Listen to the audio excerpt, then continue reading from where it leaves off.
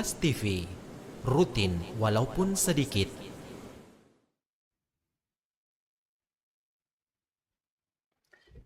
Bismillahirrahmanirrahim. Assalamualaikum warahmatullahi wabarakatuh. Alhamdulillah, nahmaduhu wa nasta'inuhu wa nasta'di wa na'udzu bihi min syururi anfusina wa min sayyiati a'malina. Man yahdihillahu fahuwal muhtad wa man yudlil falan tajida lahu waliyan mursyida. Wa ashhadu an la ilaha illallah wahdahu la syarika lah wa ashhadu anna Muhammadan abduhu wa rasuluh. Allahumma salli wa sallim wa barik ala nabiyyina Muhammad wa ala alihi wa ashabihi wa ala jami'i man sara ala nahjihi wastanna bisunnatihi ila yaumiddin, amma ba'd. Alhamdulillah para pemirsa sekalian dimanapun Anda berada, kita sangat bersyukur kepada Allah. Kita bisa melanjutkan taklim kita membahas tentang fikih ibadah. Pembahasan yang sangat penting karena terkait tujuan kita diciptakan oleh Allah Subhanahu wa taala di muka bumi ini. Wa ma khalaqtul jinna wal insa illa liya'budun.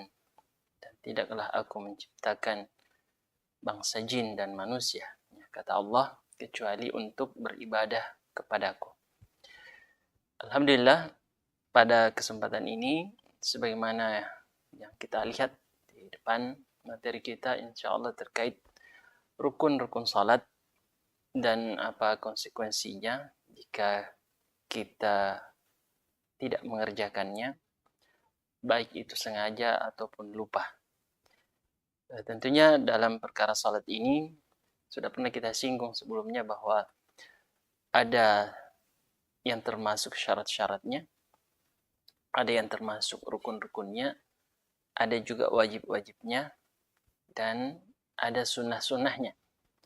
Masing-masing pembagian ini ditetapkan oleh para ulama kita berdasarkan istinbat dalil-dalil yang begitu banyak, kemudian diklasifikasikan sesuai metodologi istinbat mereka.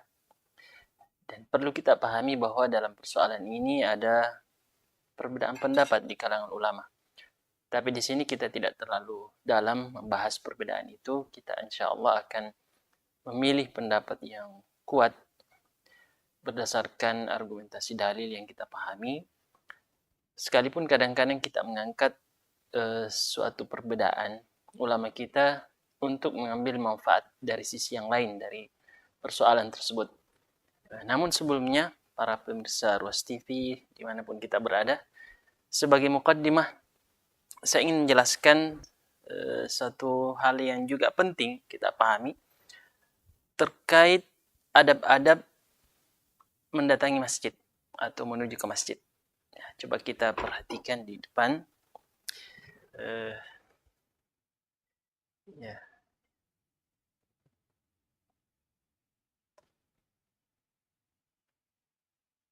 Ya, adab-adab menuju ke masjid.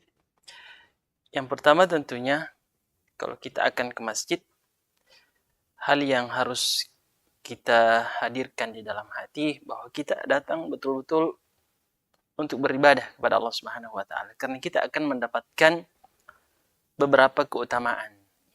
Disebutkan dalam hadis yang diriwayatkan oleh Imam Bukhari dan Muslim bahwa idza ataitumus shalah, jika engkau mendatangi salat, maksudnya ke masjid. Dalam lafaz yang lain, idza sami'tum al-iqamah, kalau engkau mendengarkan iqamah, famshu wa alaikum sakinah, maka berjalanlah dengan tenang, dengan tentram. Dalam riwayat, fala ta'tuha wa antum tas'aun, janganlah engkau mendatangi salat itu dengan berlari-lari kecil, tergesa-gesa. Fama adraktum fasallu wa ma fatakum fa'atimu, dan apa yang engkau dapati dalam salat berjamaah itu maka kerjakanlah, dan yang terlewatkan sempurnakanlah. Hadis ini mengandung kaidah yang sangat besar ya terkait persoalan bagaimana kita menghadiri masjid, bagaimana sikap yang benar. Karena sebagian orang ketika datang ke masjid dan iqamah sudah terdengar, karena khawatir tertinggal dari rakaat, dia mempercepat langkahnya. Sebenarnya intinya di sini ada satu substansi yang penting kita pahami, yang merupakan jiwa atau ruh daripada salat itu. Apa itu? Kekhusyuan. Dan ini banyak kita dapatkan dalam hadis-hadis Nabi, anjuran untuk menghindari hal-hal yang bisa mengganggu kekhusyuan dalam salat. Seperti misalnya hadis kita ini, kita dilarang untuk tergesa-gesa supaya kita bisa masuk bergabung dengan shaf dalam keadaan tenang, bisa mendengarkan bacaan dengan tenang, bisa mentadabburi apa yang kita dengar. Kita juga ketika misalnya dalam keadaan terlalu lapar ya, atau sangat ingin buang air, atau bahkan ketika hidangan ya, makanan sudah siap dan itu mengganggu pikiran kita, kita justru dianjurkan untuk menyelesaikan hajat kita dulu. Semua itu intinya adalah untuk menjaga kekhusyuan. Ya, karena kita semua mengetahui ya bahwa salat itu salah satu fungsinya adalah tanha anil fahsya wal munkar. Dia mencegah dari perbuatan keji dan mungkar. Nah, pertanyaannya kira-kira salat yang bagaimana yang bisa menjaga kita dari perbuatan keji dan mungkar itu? Tentu bukanlah salat yang sekedar dilaksanakan dari bertakbir sampai memberi salam, ya bukan itu ya. Tapi salat yang betul-betul dijiwai, ada di dalamnya kekhusyuan, ada tadabbur ayat-ayat yang dihayati, betul-betul hati kita hadir dalam salat. Kemudian berikutnya adalah ada keutamaan ternyata. Salah satu petunjuk Nabi bahwa ketika kita akan menuju ke masjid, kita dianjurkan untuk melangkah ya, dan memperhatikan langkah-langkah kita. Bahkan ulama kita mengatakan langkah itu diperpendek supaya lebih banyak langkah-langkah yang bisa kita dapatkan hingga sampai ke masjid. Apa keutamaannya? Ternyata dalam hadis sahih ini dikatakan bahwa lam yakhtu khutwatan, seorang tidak melangkah ya, illa rufi'at lahu biha darajah, kecuali diangkat derajatnya. Wa huttat anhu biha khati'ah, ya, dan dihapus dosanya. Ya, subhanallah ya. Ini keutamaan yang tidak diperoleh bagi orang yang sholat di rumahnya. Hanya orang yang sholat di masjid. Berarti sangat banyak keutamaan yang diperoleh oleh orang yang sholat di masjid yang tidak didapatkan oleh orang yang sholat di rumahnya. Lalu ketika kita sampai ke masjid, adab-adabnya adalah menggunakan kaki kanan terlebih dahulu, melangkah masuk ke masjid dan membaca doa yang Nabi ajarkannya. Bismillah, ya a'udzubillahil azim wa biwajhihi al-qadim wa sultanihil qadim, ya biwajhihil karim wa sultanihil qadim minas syaitanir rajim. Ya Allahumma salli ala Muhammad, Allahumma aftahli abwaab rahmatika. Ini doa yang kita bacakan. Ketika masuk masjid kita ucapkan doa Allahumma aftahli abwaab rahmatika, ya Allah bukakan untukku pintu rahmatmu, karena di dalam masjid itulah sumber rahmat dan kasih sayang Allah. Dan ketika kita keluar masjid kita ganti doanya Allahumma aftahli abwaab fadlika, ya Allah bukakanlah untukku pintu-pintu anugerahmu, karuniamu, karena di luar masjid kita cari rezeki Allah Subhanahu wa taala. Kemudian juga sebutkan bahwa salah satu adab ketika kita sampai di masjid agar kita tidak duduk kecuali setelah salat tahiyatul masjid. Ya, dan ini jelas ya perintah Nabi SAW. Beliau mengatakan bahwa ketika ada orang yang masuk masjid sementara Nabi membacakan khutbah, dan di sini penting kita pahami bagaimana cara istinbat para ulama kita untuk menetapkan sebuah hukum syar'i. Khutbah Jumat itu adalah rukunnya dalam salat Jumat, yang seharusnya khutbah itu diperhatikan dengan baik bagi jamaah yang hadir. Seorang khatib tidak boleh sibuk dengan hal-hal yang lain kecuali sesuatu yang kira-kira sama derajatnya dengan khutbah itu. Nah, ternyata Nabi ketika melihat orang yang masuk ke masjid sementara khutbah telah dibacakan, dia langsung duduk. Maka Nabi mengatakan berdiri dan sholat 2 rakaat. Makanya sebagian ulama mengatakan berdasarkan hadis ini bahwa tahiyatul masjid itu wajib. Ini bagi sebagian ulama. Dan pendapat yang kuat insya Allah bahwa hukumnya sunnah. Tahiyatul masjid itu hukumnya sunnah. kita juga, ini penting kita pahami ya, mungkin sebagian kita belum paham ini, bahwa jika kita sampai di masjid, lalu kita misalnya sudah salat tahiyatul masjid, ternyata belum diiqamah, ternyata Nabi melarang kita untuk tasbik. Ya, kira-kira seperti ini namanya tasbikul asabi, yang menjaling atau yang melakukan yang seperti ini jari-jari kita. Tapi ini pelarangannya kata ulama kita ketika sebelum sholat. Tapi setelah selesai sholat itu sudah bisa dilakukan. Ya, kenapa? Karena Nabi kita juga sebutkan pernah melakukan itu di dalam masjid setelah memberi salam. Berarti dari sini dipahami bahwa pelarangan itu hanya berlaku sebelum sholat. Idza uqimatis shalah fala salata illal maktubah. Ini juga penting kita pahami bahwa ketika sudah diiqamah, kadang-kadang kita sementara sholat sunnah. Nah, diperhatikan dengan baik bahwa kalau misalnya kita kemungkinan kalau menyelesaikan sholat sunnah kita, maka kita terlewatkan takbiratul ihram, maka kita batalkan saja sholat sunnah kita. Ya, dibatalkan langsung bergabung dengan shaf. Tidak perlu juga memberi salamnya bagi sebagian orang. Sekalipun dia berdiri, kalau mau membatalkan sholatnya dia memberi salam. Tidak perlu. Kalau kita sudah berniat membatalkan sholat kita, berjalan saja masuk ke shaf, kita batalkan. Ya, ini petunjuk Nabi kita. Kecuali kalau misalnya kita sudah berada pada gerakan-gerakan terakhir sholat kita, sudah duduk tahiyat, maka kita selesaikan saja. Lalu kita bergabung dengan jamaah. Ya. Tentu kita memilih shaf yang paling depan, karena itu yang terbaik. Khair sufufi Rijal awwaluha. Nah, sekarang kita masuk pada pembahasan inti kita pada malam hari ini, yaitu rukun-rukun salat. Kalau syarat-syarat salat saya kira sudah jelas, kita sudah pernah jelaskan pada pertemuan-pertemuan yang lalu. Sekarang apa perbedaan antara rukun, wajib dan sunnah? Kalau syarat sudah selesai. Bahwa jika sengaja kita biarkan, kita abaikan syarat-syarat salat ini, salah satu di antaranya, dan kita punya kemampuan untuk menghadirkan, melakukan syarat-syarat itu, tapi kita biarkan saja, maka batal salat kita. Ya.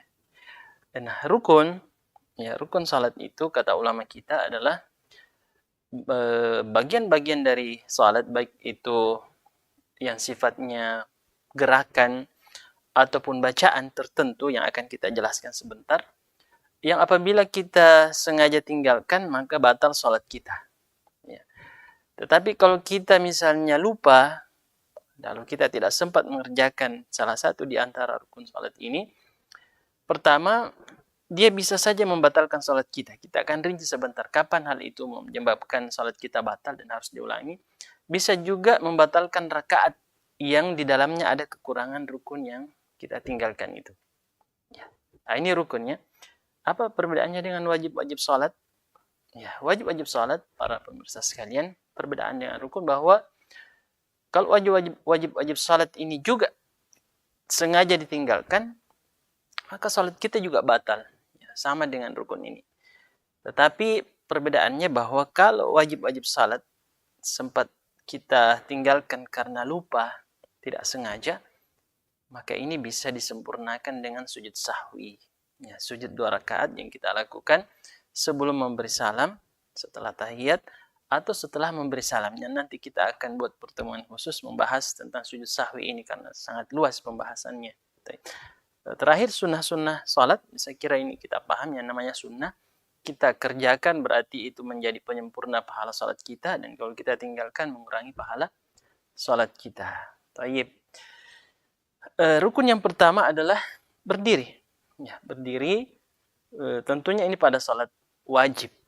Ya. Kenapa kita katakan pada salat wajib? Karena Nabi pernah salat dalam keadaan duduk ketika mengerjakan salat sunnah. Ya. Tetapi salat wajib Nabi tidak pernah mengerjakannya dalam keadaan duduk kecuali dalam kondisi darurat di mana beliau memang tidak bisa berdiri. Seperti ketika beliau sakit. Ya, beliau pernah salat dalam keadaan duduk memimpin jamaah. Dan semua makmum juga mengerjakan salat dalam keadaan duduk. Ya, harus mengikuti imam. Karena Nabi kita mengatakan, innama ju'ilal imam liutamma bihi. Imam itu diangkat untuk diikuti. Jadi kalau imamnya mengerjakan salat dalam keadaan berdiri, maka kita juga berdiri sebagai makmum kalau imamnya mengawali salat dalam keadaan duduk, maka kita pun mengerjakan salat dalam keadaan duduk sebagai makmum. Apa dalilnya? Nah, dalil bahwa rukun pertama adalah berdiri. Sebagian kita kan kadang-kadang ketika ditanya, apa rukun salat yang pertama? Hampir semuanya menjawab takbiratul ihram. Padahal sebenarnya berdiri. Ya, berdiri dulu. Ini rukun yang pertama. Dalilnya ini ya, hafidhu ala salawati was salatil wusta wa qumu lillahi qanitin. Ya, jagalah salat-salat itu dan salatul wusta. Salatul wusta artinya salat asar, wa qumu lillah, dan berdirilah dalam salat karena Allah, qanitin dengan khusyuk. Disebutkannya dalam surah Al-Baqarah. Dalam hadis Imran ini ketika beliau mengeluh kepada Nabi punya penyakit bawazir, ya, maka Nabi mengatakan salli qa'iman, salatlah dalam keadaan berdiri. Fa illam tastati, jika engkau tidak mampu, fa qa'idan, maka salat dalam keadaan duduk. Fa illam tastati, jika kamu tidak sanggup, fa ala jambin, maka salatlah di atas sisi kananmu, sisi badanmu. Baik. Ini yang pertama. Kemudian yang kedua, takbiratul ihram. Ya. Kita mengawali salat kita dengan takbiratul ihram. Ini perlu kita pahami dengan baik supaya kita tidak melakukan kesalahan, utamanya kalau kita masbuk dalam salat berjamaah. Ya.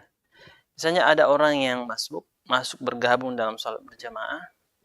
Dia bergabung dengan jemaah, kalau misalnya dia mendapati imam dalam keadaan ruku, dia langsung ruku. Ya, atau dia bertakbir tapi dia tidak berniat bahwa takbirnya itu adalah takbiratul ihram. Ya, karena dalam salat kan ada dua macam takbir. Ada takbiratul ihram, ada takbir peralihan dari satu gerakan ke gerakan berikutnya. Ini berbeda ya. Takbiratul ihram itu hukumnya rukun dan konsekuensinya sudah kita jelaskan tadi. Adapun semua takbir peralihan selain takbiratul ihram itu hukumnya wajib. Jadi jangan sampai kita masuk bergabung dalam salat berjamaah, kita bertakbir karena pas ketika kita misalnya masuk, imam juga bertakbir untuk sujud. Lalu kita tidak berniat bahwa itu takbiratul ihram. Makanya sebagian ulama kita pun mengatakan bahwa kalau kita masbuk dan bergabung dengan jamaah, ya, dalam salat berjamaah, takbir peralihan itu berubah menjadi sunnah. Ya, yang tadi hukumnya wajib menjadi sunnah. Artinya begini, ya, jamaah sekalian. Kita misalnya masuk bergabung dengan jamaah sementara ruku. Dan kita melihat bahwa imam sudah hampir bangun ruku. Ya, kita ingin mendapatkan rakaat itu. Ya, karena Nabi kita mengatakan, man adraka ruku faqad adraka rak'ah. Siapa yang mendapati ruku, maka dia mendapatkan rakaat itu. Sehingga kita kalau paham hukum ini, kita takbiratul ihram saja, lalu langsung ruku. Ya, tidak perlu dua kali takbir. Ya, kalau kita khawatir terlewatkan. Jadi takbir pertama kita niatkan takbiratul ihram, lalu kita langsung saja ruku. Ya. Kenapa kata ulama kita pada saat itu, ya, bagi orang yang masbuk, takbir peralihan itu sifatnya menjadi sunnah. Dan ini banyak dalil-dalilnya, seperti hadis Abu Bakrah yang ruku dari pintu ya sambil berjalan masuk. Ya, jadi ulama kita di dalam memahami suatu persoalan itu melihat dari beberapa sisi, mengumpulkan dalil-dalil lalu menyimpulkan ya, persoalan itu. Dan ini dalilnya tentang takbiratul ihram. Nabi kita mengatakan tahrimuha at-takbir. Pengharaman salat itu adalah takbir, takbiratul ihram. Artinya kalau kita sudah bertakbir Allahu Akbar, segala aktivitas yang tidak ada kaitannya dengan salat sudah haram hukumnya. Ya, itu maksudnya. Yang ketiga adalah membaca Al-Fatihah. Ya. Ini berdasarkan hadis Nabi kita sallallahu alaihi wasallam, man lam yaqra la salat liman lam yaqra bi Fatihatil kitab. Ya, tidak ada salat bagi orang yang tidak membaca surah Al-Fatihah. Namun pertanyaannya, para pemirsa sekalian, siapakah yang harus membaca Al-Fatihah? Apakah semua orang yang mengerjakan salat harus membaca Al-Fatihah? Baik itu ketika salat sendirian atau menjadi imam, ya, atau menjadi makmum. Nah, ternyata ulama kita berbeda pendapat. Ya, ulama kita mengatakan bahwa makmum itu tetap harus membaca surah Al-Fatihah. Adapun surah-surah yang lain, maka dia cukup mendengarkan imam. Ya, utamanya pada salat jahriyah, ya, yang mana imam bisa terdengar bacaannya. Ya. Adapun dalam salat-salat sirriyah, salat yang disirkan bacaannya seperti salat zuhur, salat asar, ya baik imam atau makmum harus membaca surah Al-Fatihah. Dan ada pendapat yang mengatakan bahwa jika imam memimpin salat dalam salat-salat jahriyah seperti salat maghrib, salat isya, salat subuh, maka makmum cukup mendengarkan saja ya, selama bacaan imam terdengar. Hanya saja jika misalnya imam diam, misalnya antara bacaan surah Al-Fatihah dengan surah berikutnya, misalnya ada jarak.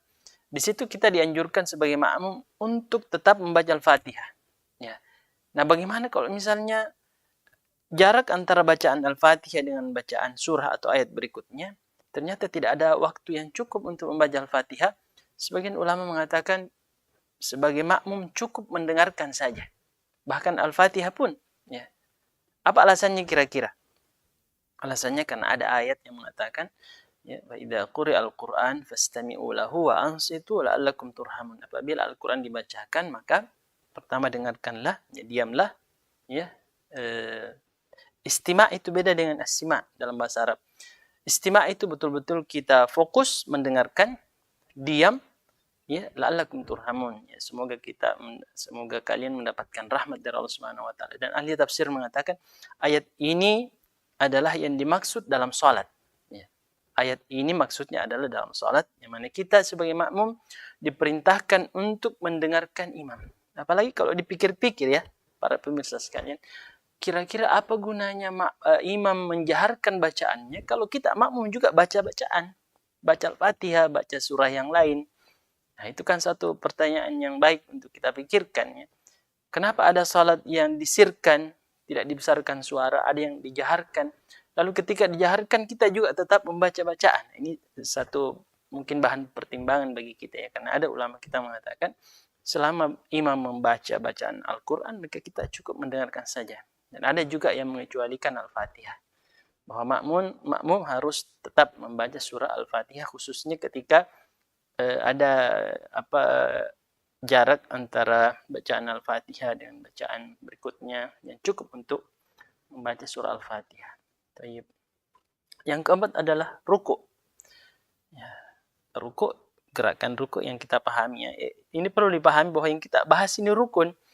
Ya, bukan tata cara salat dari A sampai Z yang mana kita jelaskan rukunnya, wajibnya, sunnahnya. Ya, kita hanya menjelaskan yang sifatnya rukun saja. Ya, rukun. Ini rukuk di sini jelas ya, ayyuhalladzina amanu ruk'u wasjudu, wahai orang-orang yang beriman, rukuklah dan sujudlah. Berarti rukuk ini ya hukumnya adalah rukun. Dan dalam hadis tentang sahabat yang agak dianggap salatnya kurang baik ya, al-musi fi salatihi, Nabi mengatakan tsummarka hatta tatma'inna raki'an. Kemudian rukuklah sampai kamu sempurna dalam rukukmu. Ya. Yang kelima adalah bangun rukuk atau i'tidal. Kenapa kira-kira yang kelima ini bangun rukuk? Ya. Karena bisa saja ada orang yang setelah rukuk tidak bangun rukuk langsung sujud. Nah, bisa jadi ada orang yang seperti itu kan. Atau misalnya dia sempat bangun sedikit ya, tapi hanya beberapa derajat langsung rukuk juga. Ini belum bisa dianggap orang yang bangun rukuk. Ya, jadi ini penting kita pahami ya. Namanya i'tidal. Bangun rukuk dan i'tidal. I'tidal itu berdiri lurus. Ya. Makanya ada bahkan dalam hadis yang sahih dikatakan la yanzurullahu ila salati rajulin la yuqimu salbahu bainar ruku' was sujud. Ya, Allah Subhanahu wa taala tidak memandang salat orang yang tidak meluruskan badannya berdiri antara ruku' dan sujud. Ya, tidak berdiri dengan baik, namanya i'tidal. Dan ini yang keenam. Dibangun ruku' itu yang kelima, dan berdiri dengan baik ya, lurus sempurna sampai tulang-tulang kita ini kembali kepada posisinya. Nah, ini yang keenam, dan ini hukumnya rukun. Artinya begini, kalau ada orang yang bangun ruku tapi misalnya cuma sampai segini, tidak sempurna, tidaknya langsung sujud, bisa jadi ya dia harus mengulangi rakaat itu. Konsekuensinya rukunnya. Yang ketujuh adalah sujud di atas 7 anggota badan. Ya, sujud seperti ayat yang kita sebutkan tadi, ya ayyuhalladzina amanu ruk'u wasjudu. Wahai orang-orang yang beriman, ruku' dan sujudlah. Nah, ini perintah. Dan dalam ilmu usul fiqh dikatakan bahwa hukum asal sebuah perintah itu konsekuensinya adalah wajib, tidak boleh ditinggalkan. Ketika Allah menyuruh kita ruku', maka harus ruku'. Kita disuruh sujud, harus sujud. Nah, bagaimana sujud yang dimaksud dalam salat ini? Nabi mengatakan, umirtu an asjuda ala sab'ati a'zum. Aku diperintahkan untuk bersujud di atas 7 anggota badan. Nah, yang mana yang 7 anggota badan ini? Nabi ketika menunjuk dahinya, ya, jabha yang pertama, beliau juga ternyata menunjuk hidungnya. Berarti ini dianggap satu, ya. Kalau ada orang yang sujud, dahinya menyentuh tempat sujud tapi hidungnya tidak, ini tidak sempurna sujudnya, ya. Atau sebaliknya, hidungnya sampai di lantai, dahinya tidak. Ini juga, ya, dianggap menyimpang, ya, sujudnya. Kemudian kedua telapak tangan, berarti sudah 3, ya.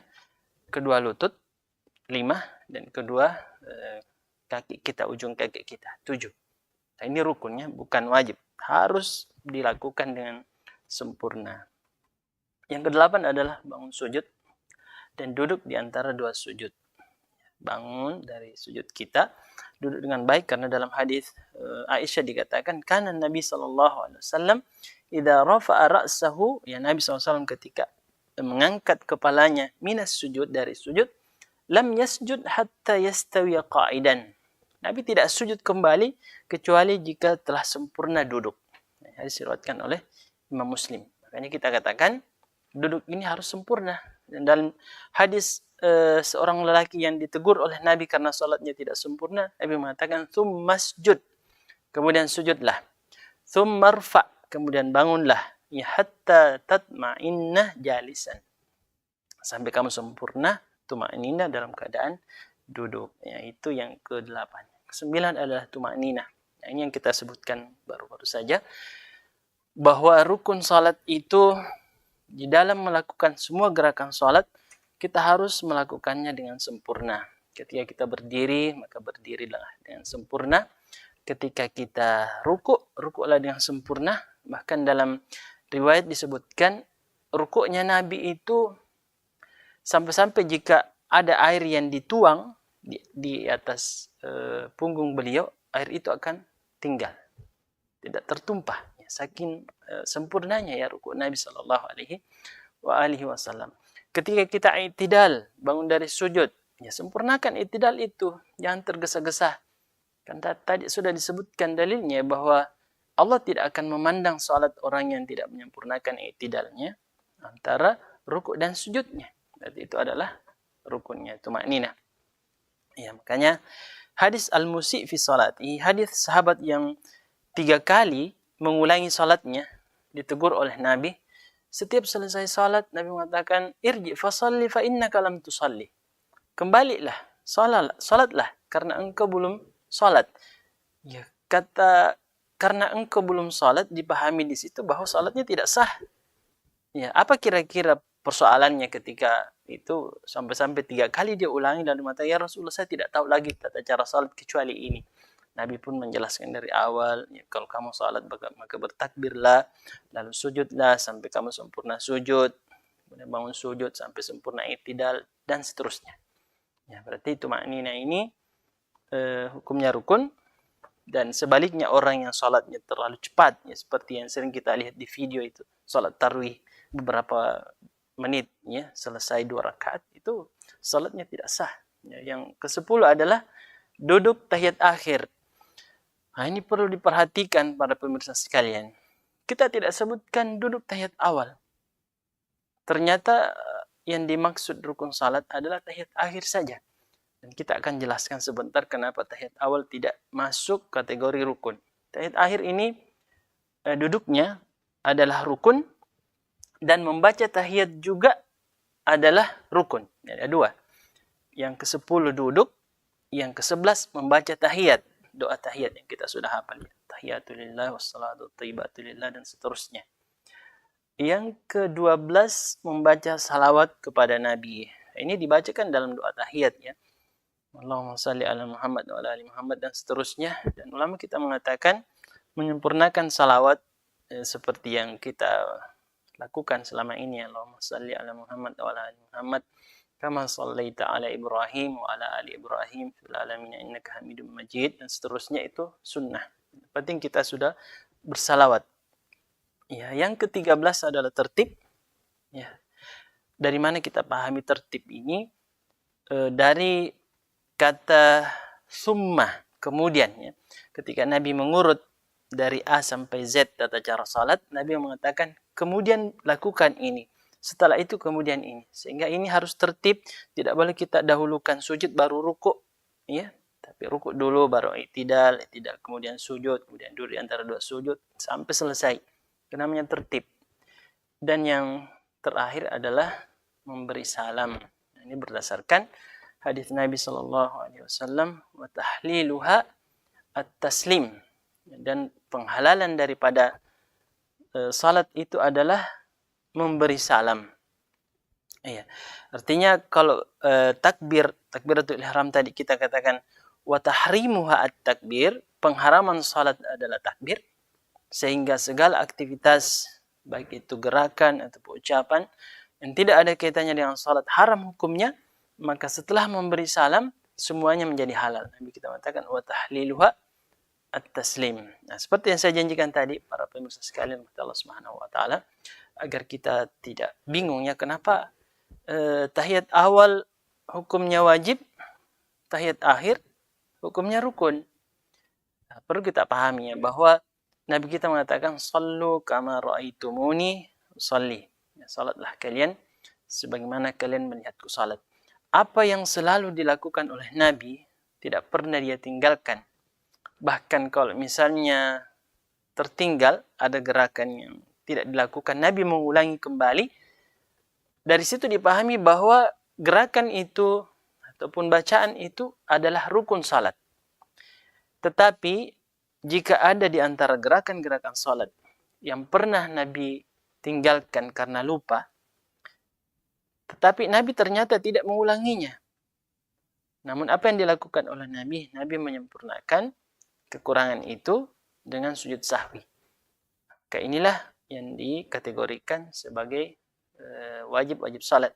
Ternyata disebutkan dalam riwayat bahwa Nabi pernah lupa tahiyat awal. Ya. Lalu diingatkan, beliau berdiri langsung ke rakaat ketiga. Ya, dari rakaat kedua tanpa tahiyat awal, tanpa duduk tahiyat awal. Nabi tidak kembali. Ya. Tapi justru Nabi melanjutkan sampai selesai salat, lalu sujud dua kali sebelum memberi salam. Dan ini tata cara sujud sahwi ya.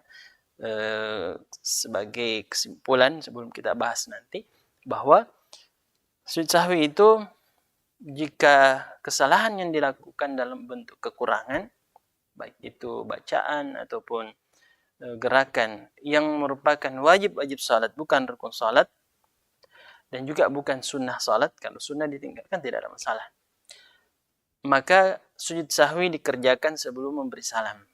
Tapi jika kekurangan itu dalam bentuk penambahan dalam salat, misalnya gerakannya lebih, ya kita berdiri ke rakaat kelima pada salat zuhur misalnya, lalu diingatkan, kemudian kita duduk kembali, ya, maka sujud sahwinya dikerjakan setelah memberi salam. Baik. Wa tahliluha taslim tadi kita sebutkan, banyak orang yang sebenarnya menipu diri sendiri dalam salat. Dan yang keempat bisa Allahumma Rabbana walakal hamd. Jadi ini ada 4 yang disebutkan oleh ulama kita, bisa kita variasikan bacaan ini. Ya. Selain yang kita sebutkan tadi, ya 14 dari rukun-rukun salat, maka dia bisa sifatnya wajib, bisa juga sifatnya sunnah. Yang mana jumlah gerakan ataupun bacaan salat yang sifatnya sunnah, wajib, itu ada 8, dan selebihnya adalah sunnah. Saya kasih contoh saja ya. Kita katakan tadi bahwa semua takbir peralihan selain takbiratul ihram, maka itu hukumnya wajib. Ya. Bacaan ketika ruku, ya, subhana rabbiyal azim, itu juga hukumnya wajib. Lebih dari satu kali hukumnya sunnah. Ya. Jadi kalau kita membaca subhana rabbiyal azim satu kali saja itu sebenarnya sudah dianggap cukup. Ya, kita sudah bisa bangun ruku. Kalau kita mau lebih sempurna, dicukupkan 3 kali. Itu sunnah. Sama juga ya. Sami Allahu liman hamidah, ini diucapkan oleh imam dan orang yang sholat sendiri. Ya, kalau makmum, dia mengucapkan Rabbana walakal hamd. Karena Nabi kita mengatakan, jika imam mengatakan Sami Allahu liman hamidah faqulu Rabbana walakal hamd, maka ucapkanlah Rabbana walakal hamd. Setelah itu termasuk yang wajib adalah bacaan dalam sujud, ya, subhana rabbiyal a'la. Subhana rabbiyal a'la. Setelah itu bangun dari sujud, duduk di antara dua sujud, dan bacaan di antara dua sujud ini Rabbi firli itu juga hukumnya wajib, ya, bukan rukun, dan tambahannya sunnah. Ya, kan kita hafal ya doa di antara dua sujud yang bukan hanya Rabbi firli, itu yang paling minimal bacaan doa di antara dua sujud. Seandainya ada orang yang setelah sujud, bangun sujud, duduk di antara sujud dan hanya membaca Rabbi firli, lalu sujud kembali, sah salatnya. Tapi kalau dia memvariasikan doa itu dengan doa-doa yang lain yang sunnah, tentu itu lebih menyempurnakan lagi pahala salatnya. Kemudian bacaan pada tahiyat akhir, tahiyat awal itu juga hukumnya wajib, bukan sunnah. Nah, para pemirsa sekalian, saya sebutkan satu penjelasannya kenapa doa atau bacaan subhana rabbiyal azim hukumnya wajib, kenapa subhana rabbiyal a'la hukumnya wajib, karena Nabi selalu kerjakan. Dan ini diambil dari ayat ya, ketika turun ayat sabbih isma rabbikal a'la, Nabi mengatakan ij'aluha fi sujudikum, ya, jadikan itu dalam sujudmu. Dan ketika turun ayat fasabbih bismi rabbikal azim, Nabi mengatakan ij'aluha fi ruku'ikum, jadikan itu dalam rukukmu. Sehingga ini seharusnya tidak boleh ditinggalkan. Ya, ini kira-kira para pemirsa sekalian fikih tentang rukun salat. Mudah-mudahan kita bisa mengambil pelajaran, dan saya sering mengingatkan bahwa mungkin di antara kita ada yang bertanya, ternyata ribet juga ya, banyak juga ternyata hal-hal yang sampai sekarang kita tidak paham ya, dan ternyata konsekuensinya berat, bisa membatalkan salat. Maka saya katakan, selama kita berniat untuk belajar, memanfaatkan waktu kita dengan penuh semangat, dengan niat ikhlas, ya, maka upaya-upaya itu akan selalu menghadirkan taufik dan pahala di sisi Allah Subhanahu wa taala. Tugas kita sebagai seorang muslim adalah belajar. Dan belajar terus, karena belajar itu adalah ibadah, sehingga tidak ada batasan umur. Kita jadikan itu bahagian dari pintu-pintu pahala bagi kita.